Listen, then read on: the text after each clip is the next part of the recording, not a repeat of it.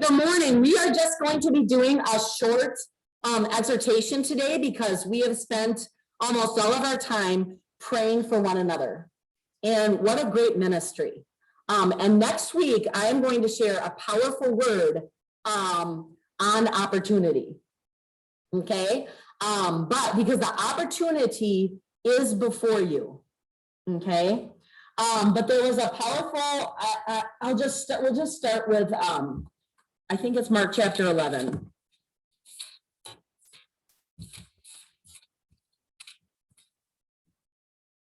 Okay, so now in Mark chapter 11 and verse 12, Jesus had been ministering, and actually this is when he's on the way on the donkey. Okay, he's on his way to the Last Supper, so it's close to the end of his ministry.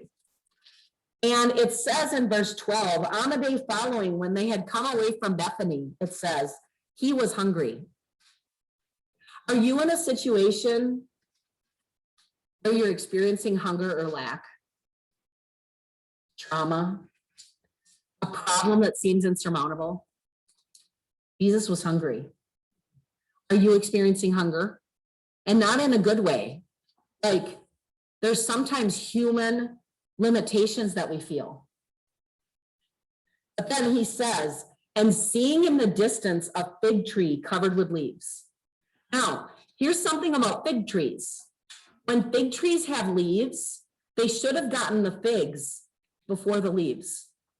The figs should have started growing before the leaves. The leaves are a signal that the figs are there. So he's looking at this, and here's the thing, people.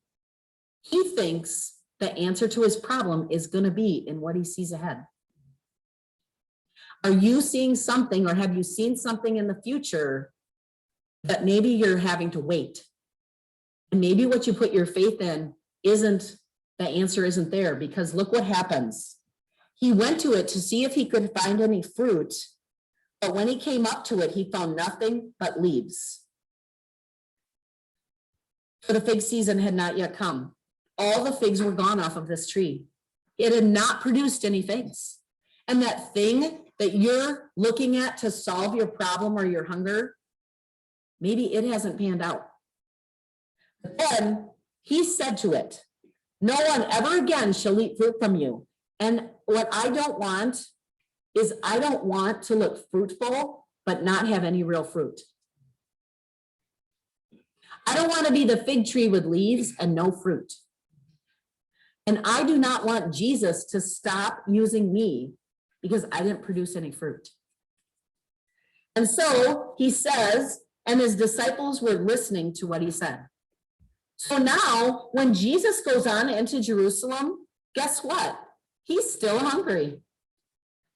And he goes and he goes to minister. Okay? Then he ministers. And we jump down to verse 20. And it says, in the morning, when they were passing along, they noticed that the fig tree was withered completely away to its roots.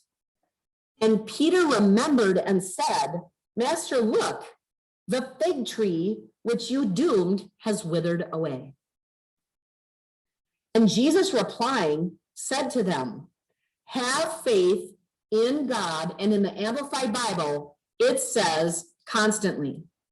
And I want to encourage you that even when the thing that you thought was going to be the answer, when it's not the answer, it says believe in God constantly. That means even when you've experienced a disappointment. It's 11:22, and that's in the Amplified. Yeah. And then it says, verse 23. Now there's a key here. There's some power principles. Power principles.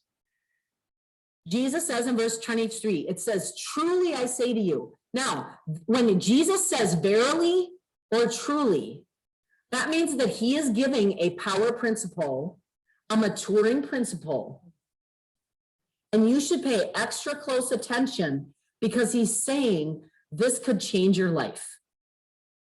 This is the truth, the absolute truth. Then he says, whoever says to this mountain, are you speaking to your mountain?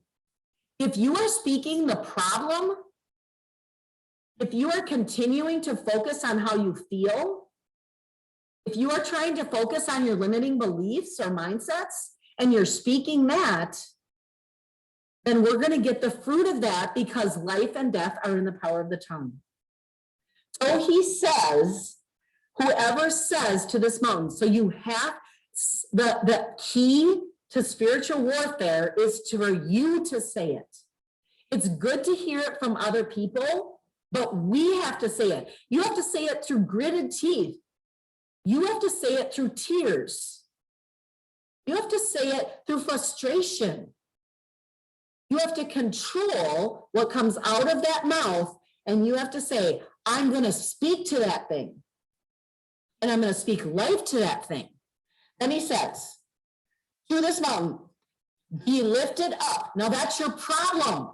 What I was going to do today was I was going to have you write down your problems, and then speak to those problems, that list, and say, you are thrown over and cast into the sea.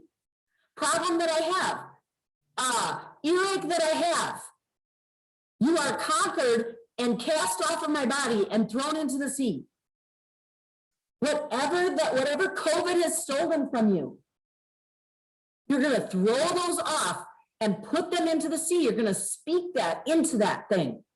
You don't have control over me. You know my story with Mike when I was praying, oh God, forgive him for he's destroying my life. And God says he doesn't have the power to control or over your life, Julie, anymore. He doesn't have the power, the authority to destroy your life. Only you.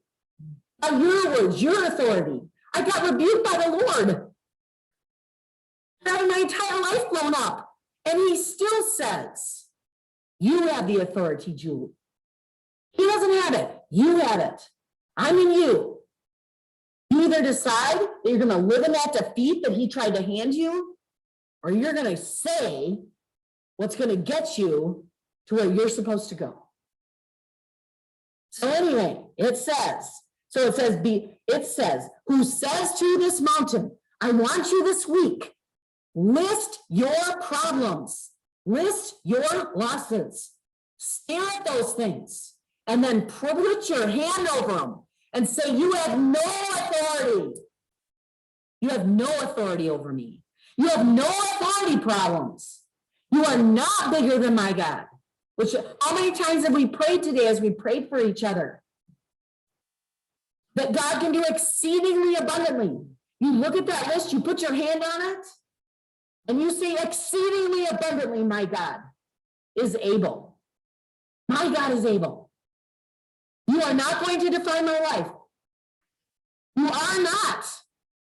You have to get violent. There's another verse that talks about that those who in the kingdom of God violently take it by force. I'm encouraging you. Get violent.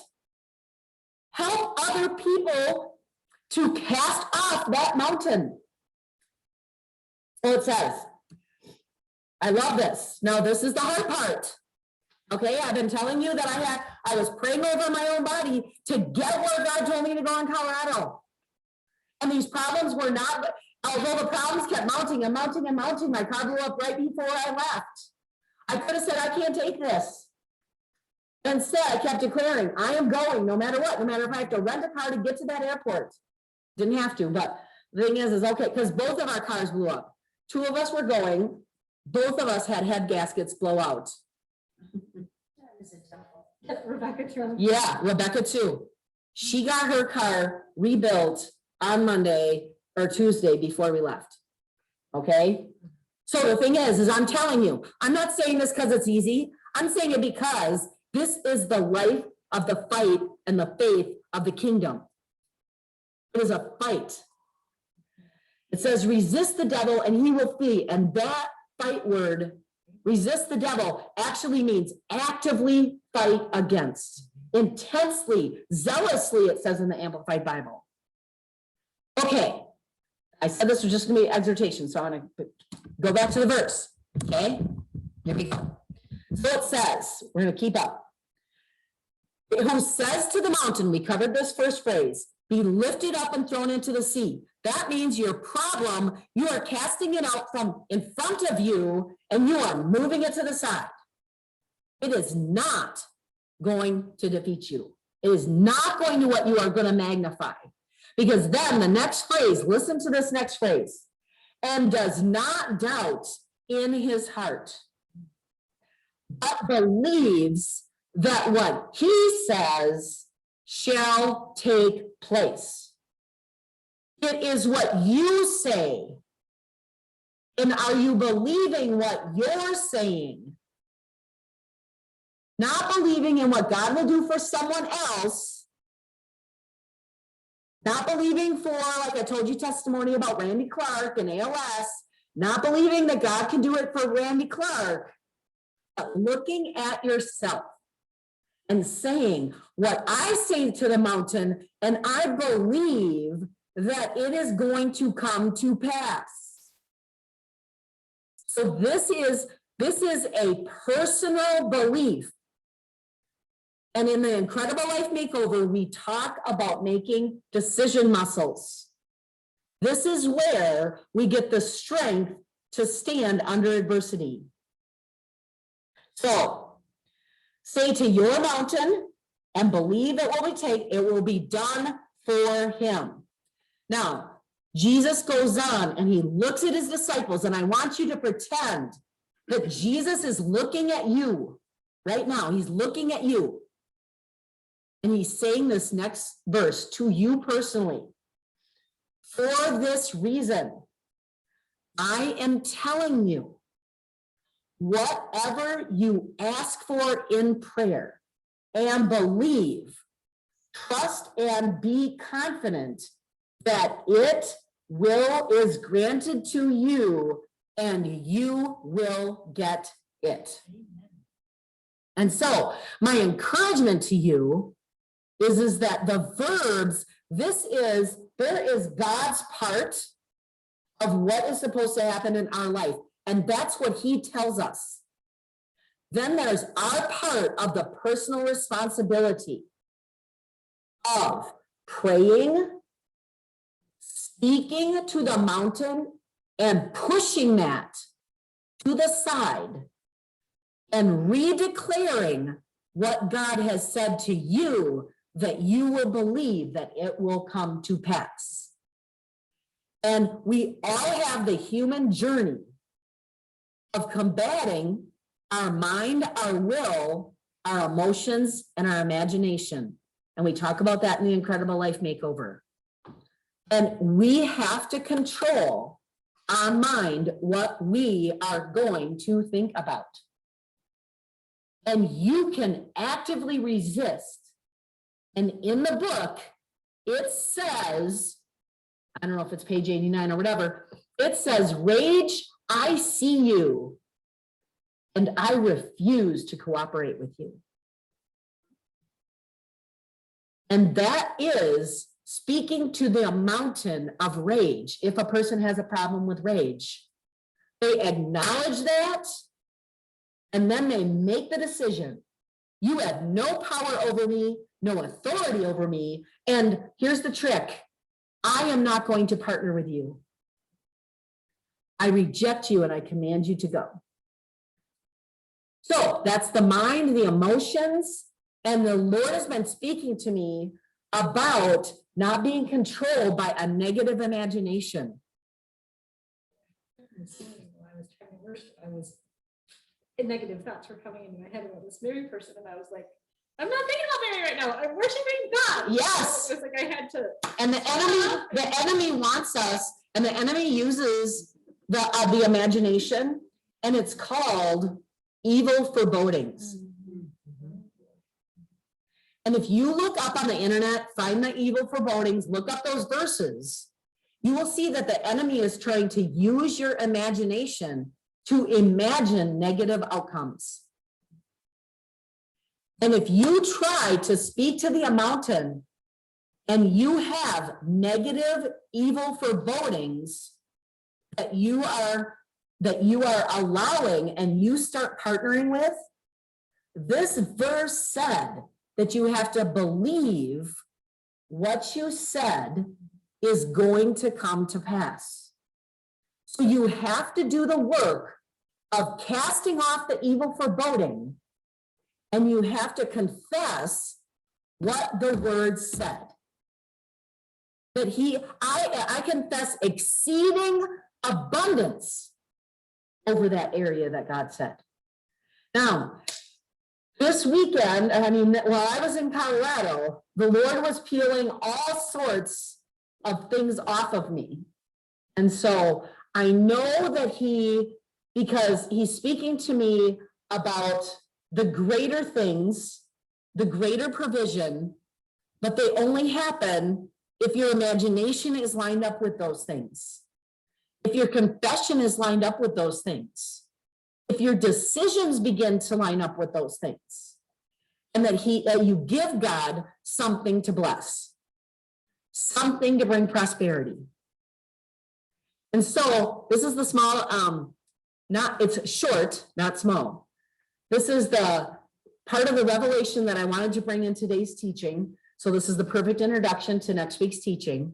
And I want to encourage you that Jesus, when he spoke this, was going into his greatest test.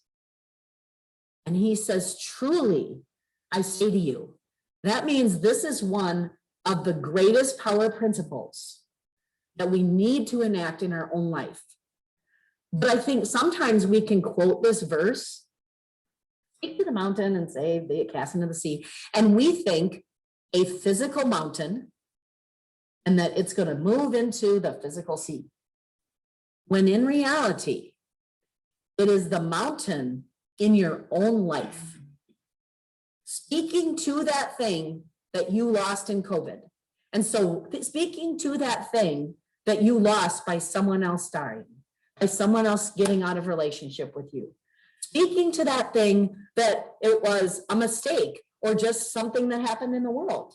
The thing is we all get certain mountains, and sometimes they're not of our making, sometimes they are.